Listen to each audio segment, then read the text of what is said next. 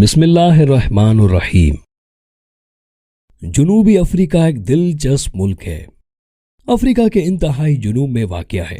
موسم Australia, New Zealand اور Argentine کی طرح باقی سب دنیا سے الٹ ہے۔ ہمارے ملک میں جب کڑاکے کی گرمی پڑتی ہے تو جنوبی افریقہ میں اس وقت سردی ہوتی ہے، اور ہماری سردیوں میں ساؤتھ افریقہ میں گرمی ہوتی ہے۔ یہ ملک سن 1488 میں پرتگالیوں نے دریافت کیا تھا، لیکن یہاں پہلی کالونی ہالینڈ کے باشندوں یعنی ڈچ نے بنائی۔ ڈچ سن 1652 میں کیپ ٹاؤن پہنچے اور آباد ہونا شروع کر دیا۔ یہ زمیندار یا کسان تھے۔ ڈچ زبان میں کسان کو بوزرز کہتے ہیں۔ یہ لوگ آج بھی بوزرز کہلاتے ہیں۔ ڈچ کی دیکھا دیکھی جرمن اور فرینچ بھی آ گئے، اور ان تینوں نے مل کر یہاں ایک نئے کلچر اور زبان کی بنیاد رکھ دی۔ یہ کلچر اور یہ زبان افریکانوی کہلاتی ہے۔ افریقہ سیاہ فام باشندوں کی سرزمین تھی۔ یہ لوگ 9 مختلف قبائل میں تقسیم تھے۔ زولو قبیلہ سب سے بڑا اور مضبوط تھا، لیکن یہ باہمی تقسیم اور ٹیکنالوجی کے ہاتھوں مار کھا گئے اور پسپا ہوتے چلے گئے۔ برطانوی باشندے سن 1795 میں آئے اور 1820 میں یہاں اپنی کالونی قائم کر لی۔ یہ اپنے ساتھ ملیشیا، انڈونیشیا اور تھائی لینڈ سے ہزاروں لوگ لے کر آئے تھے۔ یہ لوگ ملائی کہلانے لگے، اور ملائی باشندوں نے مقامی سیاہ فام باشندوں کو کافر کہنا شروع کر دیا۔ اور سن 1850 میں ہندوستانی باشندے جنوبی افریقہ پہنچنے لگے۔ یہ لوگ ریلوے میں ملازم تھے، چنانچہ افریقانوں نے انہیں کلی کہنا شروع کر دیا۔ یہ القابات آج بھی جنوبی افریقہ میں مستعمل ہیں، تاہم کسی کو کافر، کلی یا بوزرز کہنا گالی سمجھا جاتا ہے، اور اس کی 6 ماہ سزا ہے۔ جنوبی افریقہ میں ہندو اور مسلمان کاروبار پر چھائے ہوئے ہیں۔ سیاہ فام باشندے کاروبار کی صلاحیت سے محروم ہیں، چنانچہ یہ دنیا کا واحد ملک ہے جس میں پاکستان، بنگلہ دیش یا بھارت سے نوجوان سرحد پار کر کے پہنچتے ہیں، چھوٹی سی دکان کھولتے ہیں اور 2-3 مقامی لوگوں کو ملازم رکھتے ہیں اور مالک بن کر بیٹھ جاتے ہیں۔ پاکستانی یہاں خوشحال بھی ہیں اور مطمئن بھی۔ ملک کی 90% موبائل فون شاپنگز پاکستانیوں کی ہے۔ آپ کسی بھی موبائل فون شاپ پر چلے جائیں، آپ کی وہاں پاکستانیوں سے ملاقات ہو جائے گی۔ ببر شیر یعنی لائن کنگ جنوبی افریقہ کی نسل ہے۔ ان لوگوں نے جینیاتی تبدیلیوں سے مختلف رنگوں کے شیر بنا لیے ہیں۔ ہم نے جوہانس برگ میں سفید شیروں کا خاندان بھی دیکھا۔ کالے اور پیلے شیر بھی موجود ہیں۔ دنیا کے 5ویں بڑے جانور یعنی بگ 5 ہاتھی، رائنو، کیپ بینز، ببر شیر اور چیتا یہاں پائے جاتے ہیں۔ ٹارزن کا تعلق بھی جنوبی افریقہ سے تھا۔ وہ خاندان کے ساتھ کیپ ٹاؤن سے لندن جا رہا تھا۔ راستے میں جہاز تباہ ہو گیا اور اسے گوریلے اٹھا کر لے گئے۔ باقی کہانی سے آپ واقف ہیں۔ مسلمان 2% ہیں، لیکن یہ سیاسی اور معاشی طور پر اتنے طاقتور ہیں کہ انہوں نے حلال کو ملک کی پالیسی بنوا دیا ہے۔ لہٰذا یہ دنیا کا واحد ملک ہے جس میں چکن اور مٹن کے ساتھ ساتھ پانی کی بوتل پر بھی حلال کی مہر لگی ہوتی ہے۔ گوروں کی حکومت نے سن 1948 میں اپارتھائیڈ یعنی نسل پرستی کو قانون بنا دیا، جس کے بعد سیاہ فام باشندوں کی بنیادی انسانی حقوق تک چھین لیے گئے۔ یہ گوروں کی آبادی میں بھی نہیں جا سکتے تھے، اور ان کے ریستوران، بسوں، ٹرینوں اور دکانوں میں بھی داخلہ نہیں ہو سکتے تھے۔ اقوام متحدہ نے رد عمل میں جنوبی افریقہ پر اقتصادی پابندیاں لگا دی۔ یہ حکم کبڑے کو لات ثابت ہوا، اور انہوں نے اپنی ضرورت کی ہر چیز خود پیدا کرنا شروع کر دی۔ یہ لوگ خوراک، فروٹس اور صنعت میں بھی خود کفیل ہو گئے، اور انہوں نے کوٹلے سے پیٹرول اور ڈیزل بھی بنانا شروع کر دیا۔ یہ آج بھی اقتصادی لحاظ سے خود کفیل ہیں۔ یہاں صرف 2 کلاسیں ہیں، اپر کلاس یا پھر لوور کلاس۔ مڈل کلاس سرے سے موجود نہیں۔ آپ ساؤتھ افریقہ میں امیر ہوں گے یا پھر انتہائی غریب۔ ملک کا سٹینڈرڈ یورپی ہے۔ پورے ملک میں بڑی بڑی ہائی ویز، ہوٹلز، ریستوران، ایئر لائنز، منڈیاں، کانے، ایکڑوں پر محیط ولاس ہیں۔ یہ تمام سہولتیں یورپ کے مقابلے میں سستی ہیں۔ چنانچہ آزادی کے بعد جو بھی گورے اپنے ملک میں گئے وہ دوبارہ واپس آ گئے اور یہاں کوالٹی لائف کو انجوائے کرنے لگے۔ یہودیوں کے بارے میں کہا جاتا ہے کہ یہ جہاں سے نکلنا شروع کر دیں آپ بھی فوراً وہاں سے بھاگ جائیں، اور یہ جہاں آنے لگیں آپ بھی وہاں جا کر بس جائیں۔ اور ساؤتھ افریقہ اس کی تازہ ترین مثال ہے۔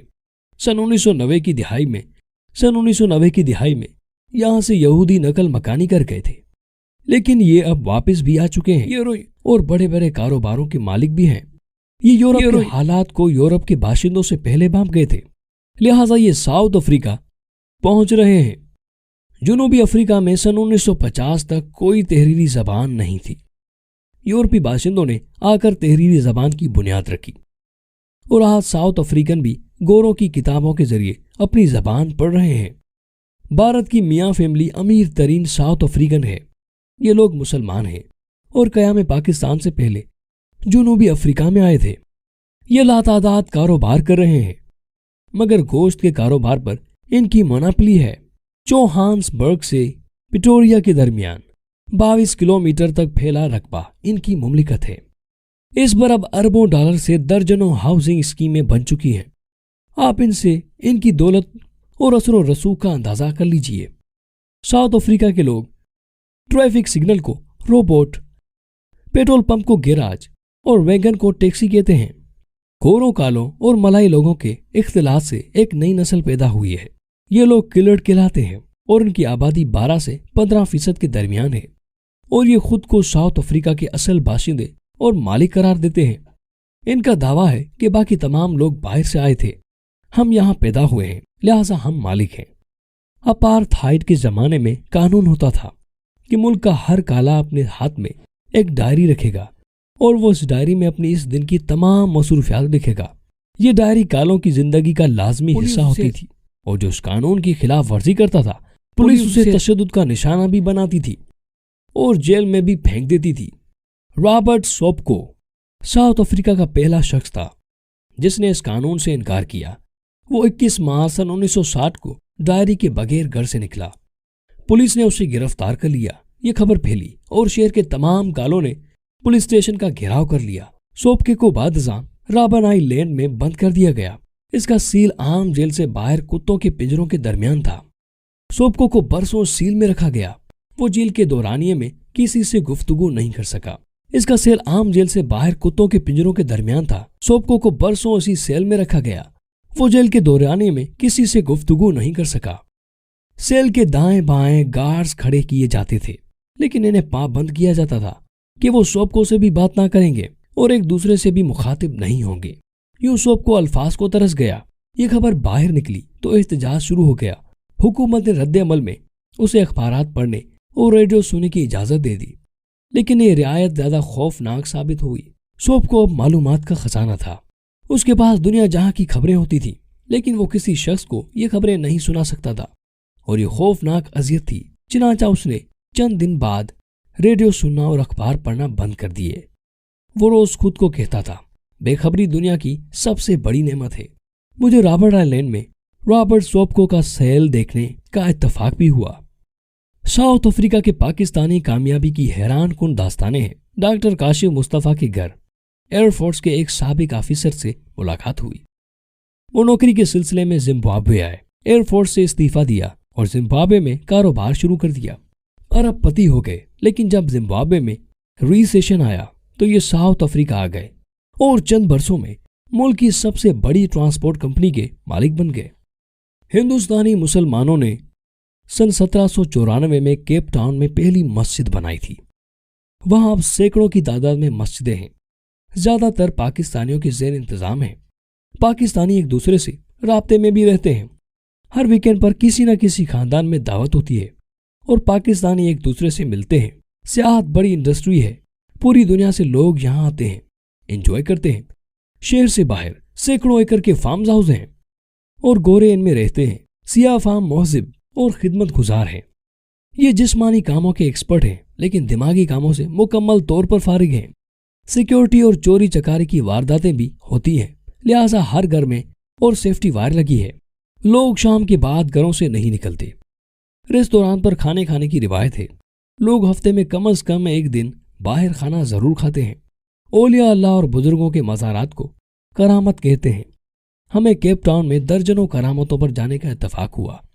पासपोर्ट और शहरियत मुश्किल से मिलती है, लेकिन हुकूमत गैर कानूनी रिहाइश पर एतराज नहीं करती।